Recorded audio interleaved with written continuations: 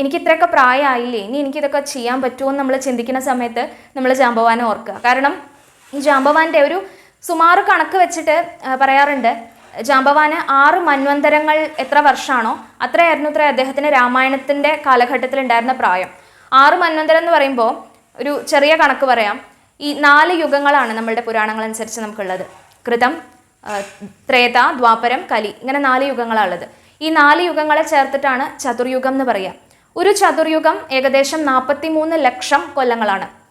ഇങ്ങനെ 71 ചതുർയുഗങ്ങൾ ചേർന്നാൽ ഒരു മന്വന്തരം. അങ്ങനെ 6 മന്വന്തരം. അപ്പോൾ ആലോചിച്ച് നോക്കൂ എത്ര വർഷമായിന്ന്. ഈ ഓരോ മന്വന്തരം കഴിഞ്ഞാൽ ഒരു സന്ധികാലം കൂടി വരും കേട്ടോ. അത് ഏകദേശം ഒരു കൃതയുഗത്തിൻ്റെ അത്ര സമയമാണ്. അത് കൂട്ടാതെ 6 മന്വന്തരം എന്ന് പറഞ്ഞാൽ ഏകദേശം 184 കോടി വർഷങ്ങൾ വരും. അപ്പോൾ അതാണ് ജാംബവാന്റെ രാമായണം നടക്കുന്ന കാലത്തെ പ്രായം എന്നർത്ഥം. അപ്പോൾ അത്രയധികം പ്രായം ചെന്ന രാമായണ കഥാപാത്രങ്ങളിൽ വെച്ച് ഏറ്റവും മുതിർന്ന കഥാപാത്രമാണെന്നർത്ഥം. എന്നിട്ട് പോലും അദ്ദേഹത്തിൻ്റെ ആ യുദ്ധപ്രാവീണ്യം ആയാലും ആ ഉത്സാഹം ആയാലും